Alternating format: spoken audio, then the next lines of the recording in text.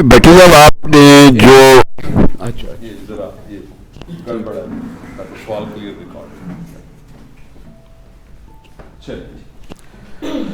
یہ آپ نے اپنی گفتگو کے اختتام میں مستقبل میں جھانک کر جو پیشن گوئی کی ہے اس میں یا تو روس اور چین یہ بھی جنگ چاہتے ہیں, یہ تو وقفہ چاہتے ہیں اور یہ پورے عالمی نظام کے اندر کچھ نہ کچھ اپنی حصہ چاہ رہے ہیں.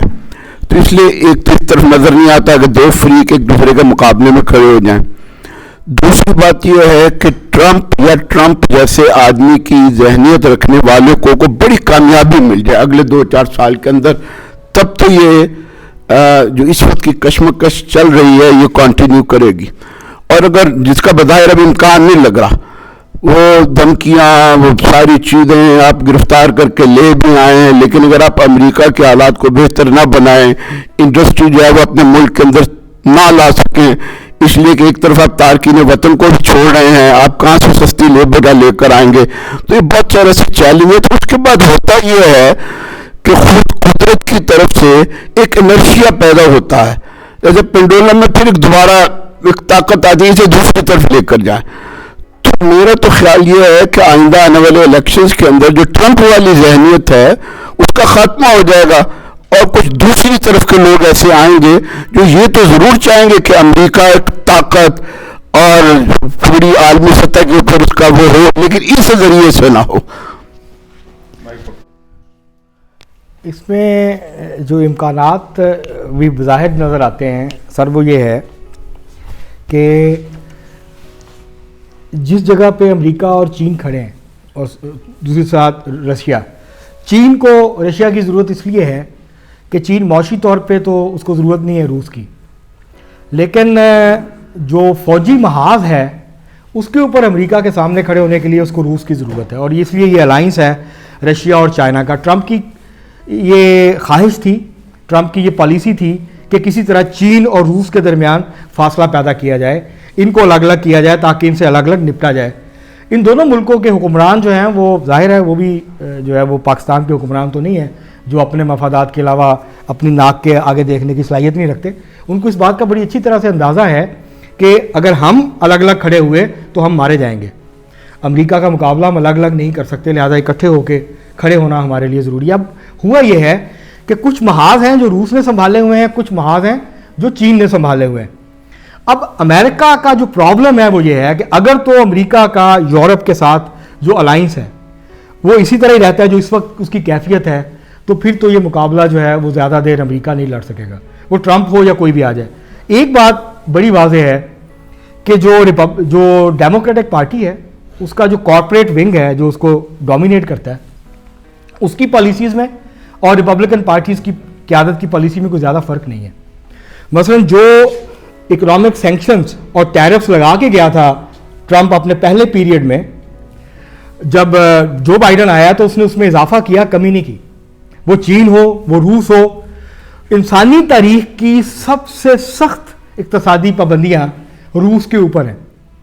اور روس کو اس کا فائدہ کیا ہوا ہے؟ روس کو اس کا یہ فائدہ ہوا ہے کہ روس ایک ایسا ملک تھا جس کی کوئی انٹیگریشن ہی نہیں تھی باہر کی دنیا کے ساتھ, اور یورپ اور امریکہ نے پہلے اس کو بہت لبھایا, کہا آپ آئیں ہمارے ساتھ کھڑے ہوں. اب امریکہ اور یورپ کا ایک مسئلہ ہے روس کے حوالے سے.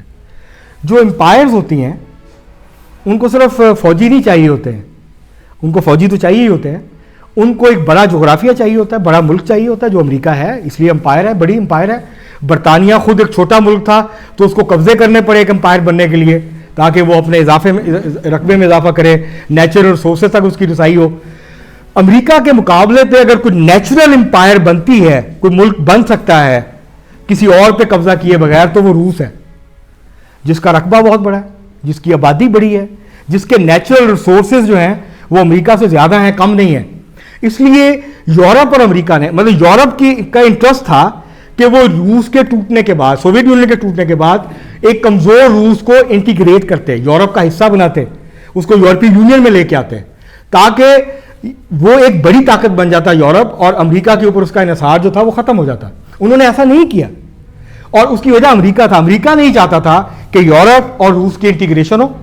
خود امریکہ یہ چاہتا تھا بقول اس کے گورباچوف کے، کہ امریکہ یہ چاہتا ہے کہ ہم جو ہیں وہ اس کے کتورے بن کے رہیں، تو وہ ہم نہیں بن سکتے.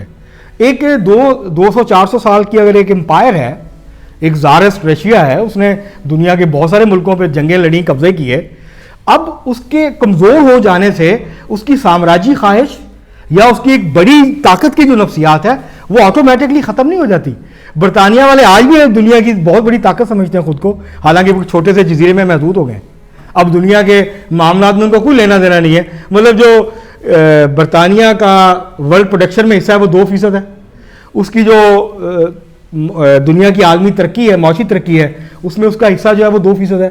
چین کا 30% ہے، امریکہ کا بھی 15-16% ہے. تو دنیا کی جو طاقت ہے، جو دنیا جس کو طاقت مانتی ہے، وہ آپ کا معاشی، آپ کا فوجی، آپ کا پیداواری حجم ہے، جس کی بنیاد پر وہ یہ طے کرتے ہیں کہ آپ کے ساتھ کیسے ڈیل کرنا ہے. تو اس لیے میرے خیال سے یہ جو صورتحال ہے، مجھے نہیں لگتا ابھی 5 سے 7 سال، میری اپنی اسیسمنٹ یہ ہے کہ چین امریکہ کے ساتھ کسی قسم کا فوجی تنازع نہیں چاہتا. چین کو ابھی 5-10 سال چاہیے ہیں امریکہ کے برابر آنے کے لیے معاشی ترقی میں، اور اپنے انفلوئنس کو مزید کنسولیڈیٹ کرنے کے لیے. اگر اس سے پہلے وہ جنگ میں جاتا ہے، امریکہ کا نقصان کم ہوگا، چین کا نقصان زیادہ ہوگا.